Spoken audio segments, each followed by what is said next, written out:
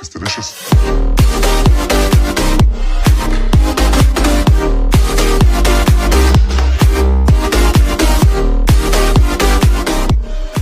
Rain talked about his wish to remain silent on matters regarding his family. On the November 27 airing of SBS Power FM's Cold War show, Rain was asked, "What's it like to become a father?"